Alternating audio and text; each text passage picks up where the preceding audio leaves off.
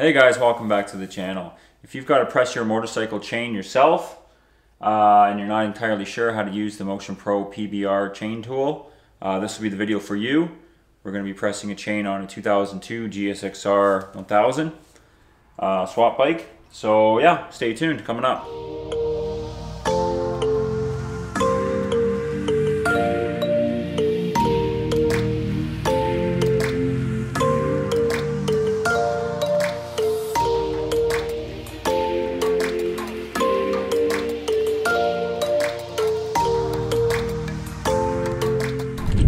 So let me first say I apologize for my white legs, socks, and sandals.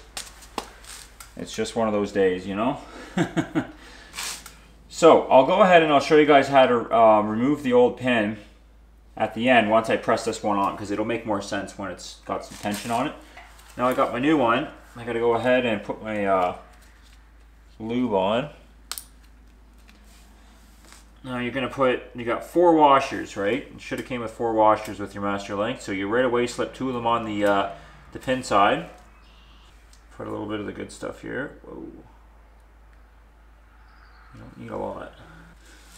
All right, come in through the back side, grab your chain. Have an eye, make sure you don't lose anything. There. Now, it should just reach. Alright, so I tried getting her off camera, but when I removed the old link, it must have just stretched the teeniest bit, or tightened up rather, and I can't get the master link on without moving my tire forward. So I'm going to go ahead, break the torque on the rear sprocket here on this castle nut, and we'll go ahead and do our little adjustment. Okay, so what you're going to want to do, pull your cotter pin out. Now, what you should really do is count the amount of notches you have here. These are kind of like your indicators. You probably be able to see on camera, but you know, when we loosen this off, the tire's going to want to wiggle and slide out of its position, right? And that's really going to change your alignment. So you don't want to lose any alignment here, right? So what I like to do is just count them. So I'm pretty much 1, 2, 3, 4, 5, 6, 7 in, and on this side, just double check.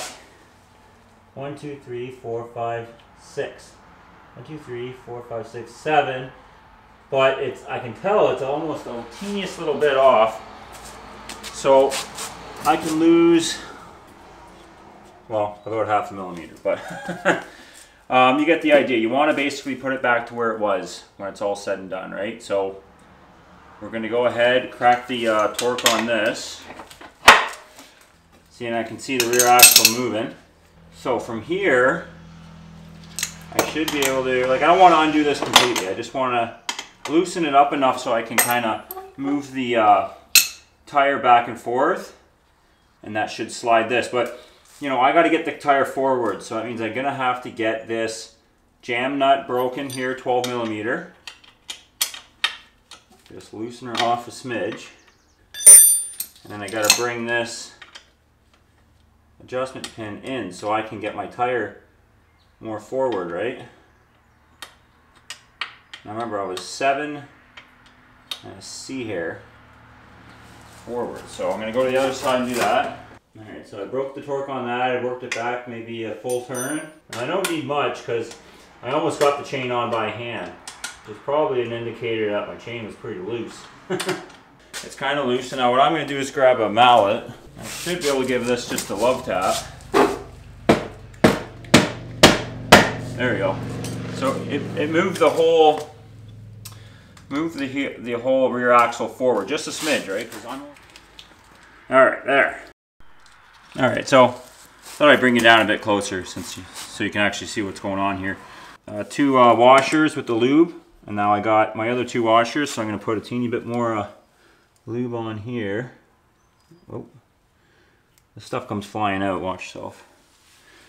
1, 2. And now I'm ready to put my plate on, so I'm going to put the plate on with the writing out. Just going to take it, kind of seat it in there. Hopefully it stays. No, it doesn't want to. So we'll get our tool ready anyway. So now we're ready to press. So what we're going to do is get your tool, take this outer bolt, which is the extraction, I think it's called the extraction bolt. Anyways, work that back just a little bit so that it's not protruding past this bigger bolt. Open this one up a bunch. Get your block. We're going to go with, we're trying to press the plate on, so we got to find P. And you match the P with the P. So here's P with P on this side. You can see, you know, if I went here, I'm on brake. If I want P, there, P for P, press. You'll notice there's a indent on this side where this slides in. And then if you notice on this side, there's two little holes on the other side, so that's where these links sit, so that you can basically press the plate onto those links. All right. So again, you're gonna find the P matched up with the P. This goes on the back side. You have to work this open all the way. Get your link. Now it's nice if you. This stuff's pretty sticky, so sometimes you can get enough on there to keep it from falling off. Now it can be a pain in the nuts to get this thing on there, I can tell you right now. Oh. Alright, so I had to kind of almost do it off camera a little bit, but what I did is I just got the back side lined up, open this body bolt up all the way, make sure the extraction bolt is a couple millimeters in, so it's not interfering with anything, because you're not using the extraction bolt on this one. I'm going to lay that in there nice and easy. Make sure this side pin is up against the two holes, and then line this block up. And just take your time, like, you know, it's got to sit on there nice, you know what I mean? And it's got to be able to move freely. And you're going to take 17 millimeter, and this is the key part, otherwise you can really shit up here. And just apply a teeniest bit of weight to her. So I can tell I got to move my block up a smidge, because, oh, that's not bad. You know, these pins got to come through, and they got to make sure, you got to make sure the pins aren't going to get jammed when you push them through, right? Just do a little bit, work it off, have a look at it. See, things are still moving freely, so that's a good sign. But my pins aren't protruding past my side plate yet, right? It's got to click in enough where there's no binding, but you can get your next step, which is pressing the rivet on.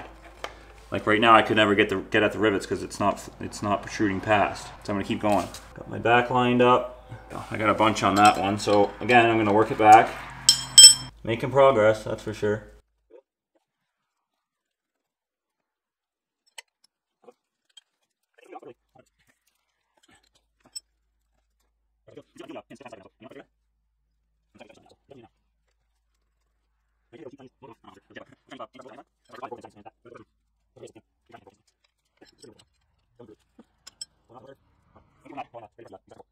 Like, it takes a teeny bit of oomph, but really it's not that much. Alright, so I can feel them. I can feel the pins just past the side plate now. So, I mean, I'm not quite there yet. Now you can get those cheap Chinese knockoff, not knockoffs, they're legit, but those Chinese chain pressing tools like on Amazon. That's what I first bought, and it broke within seconds. And that, when I went to go press my rivets, the damn extraction pin broke instantly. Alright, so it's starting to get a little difficult now. Still moving freely. How do you know when you're there? You know, I can definitely see both pins are protruding past the side plate. Like, it goes when you got it on there right, it goes easy. Like that. And then eventually it's gonna bottom out, right? Like, it's tight there. So I'm gonna come off it. I think I might have got it there. Yeah, these are protruding pretty far past now. Because if you press this on too much, your chain will bind, right? Yeah, so that's it. That's that. Now we're ready to flatten our rivets. Alright, so we're getting there now. So we're ready to press rivet for master links with a recessed dimple on the end of the pin. And that's right out of the instructions. So I have a recessed dimple at the end of the pin. So I've got to go with, it's figure 5 on here. So now we're riveting. So there, rivet.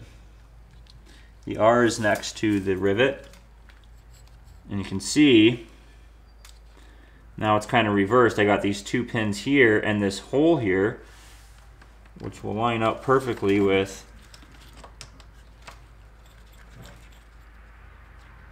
when I get my tool on. So I've got to put this tool on here because this little circle right here is what's going to actually push that the recessed nipple out and flatten it, similar to that. So that's going to go on the end of the extraction bolt, or sorry, the body bolt. I'm going to work that back, put it on there, get her lined up good. Now this is the crucial part. You got to get this perfectly squared on there so you can press it. Alright, so just take your time. It'll be very tough for you guys to see this, but there we go. So I was holding the back of the tool. I'm kind of pulling on the chain so that the back of my tool is square. And I'm rotating the big bolt, and I've got it kind of snug. So I'm going to leave it like that. So I got my 17 mil. I've got it lined up. I'm just going to give it a teeny bit of this. There we go. We don't use the extraction pin bolt here because all I got to do is work this body bolt tight and tight and tight, and that little ball is going to separate the pin onto the master link. So we just got to go nice and easy. Now what I do is just like when I was pressing the side plate, I press it a bit and I work it off and I have a look at it. Because if you f this part up, you're screwed. You know? Alright, so it looks okay. So again, I'm going to line it up on the back. Once you start riveting it, it gets easier to line the tool up each time because you're starting to flatten that dimple, right? So I did that right one. Now I'm just going to do the left one just a teeny bit. I'm not actually pressing these yet. I'm just kind of getting them started.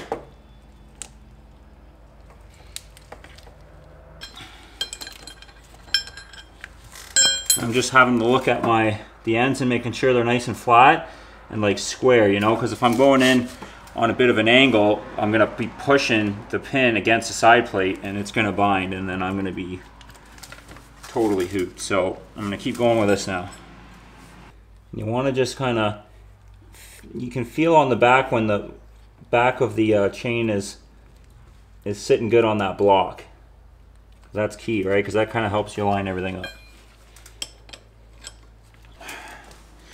Definitely got to give the chiropractor a call after this one.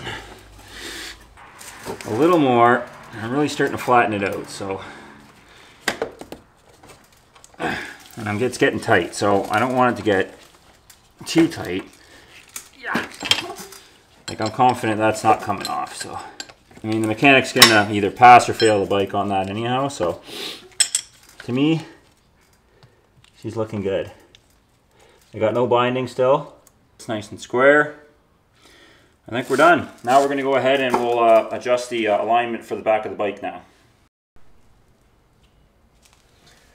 Alright, so back's just torqued.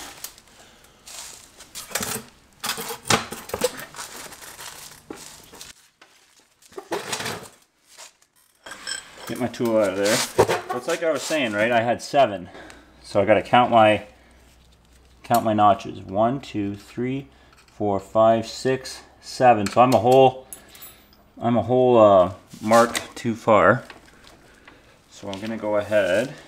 Now if you look, I've got quite a bit of chain slack too. So when I push the rear axle back, I should, that'll tighten that up. It's nice and loose. What we gotta do now is get the rear axle back. So what you can use is the actual, it's like, you're never going to be able to pull the back axle like with the chain, you know what I mean? You need tension, right? So that's what the tension bolt here is for. I'll make sure my jam bolt is back and I'll just start working my tension bolt out. Now, like, I'm gonna go to the 7th mark on here, but like, I don't have to. I can basically adjust it to whatever I want. I've got it sitting right on the end of my 7th. So I'm gonna go to the other side and I'm gonna do the same thing. Remember to keep your jam nut nice and loose as you're coming back. You don't want that binding on you. That'll prevent you from coming out to the party. Now the back of this was just touching the 7th notch. 1, 2, 3, 4, 5, 6, 7, and it's touching there. So I'm happy with that. Yeah, that's her. All right, check the other side again. Now it's a little bit tighter than it was, that's for sure. But I'm still okay with that. So I'm gonna go ahead and pretty much call that good. You know. All right, so I completely forgot to show you guys how to do the side plate. So let's just say it's you know, you're ready to replace your chain and sprockets or whatever you're doing, and you don't have a grinder to cut the old chain off, right? Lots of us don't. You can use the tool, and that's what I used on this chain. I just kind of forgot to make a video. You're gonna just assemble your tool. Now you're gonna be using this extraction pin for this one, right? So we're gonna grab our block, put her on brake, B for brake there, slide it in, and then you can see where your two rivets are, your pins, and how they line up on the back side of that, right? So you're gonna open the tool up, and then the rivet actually sits right in that little cup. So you get it on there, and you can see, it's like I've been saying, you wiggle the tool around. Now I'm seated on the back side, pretty good. I slowly bring this here, I'll give it a couple little wiggles, and I'm on the chain now. Like, I can feel like the cup of this is actually sitting on the old rivet. And all I'm going to do is just give it another little tighten, you know, with the 17 millimeter. And then you're going to take your, I think it's a 14. And then it's a 14 for this one. You're just going to go, you know, you're going to crank it a little bit. It's going to push out. You're going to work it off, make sure everything's nice and square. And you're going to just keep working it, and the pin is going to eventually push right through, and you'll be able to take your old chain off. Now, unfortunately, like I said, I forgot to, I wasn't really planning on making a video on this stuff, so. I already did it, but anyways. That would be how you take the chain off with the, by breaking it with the tool. All right, well, that was good fun. You know, the chain tool, it's really easy to use, let's be honest. It's definitely a good idea to look ahead though.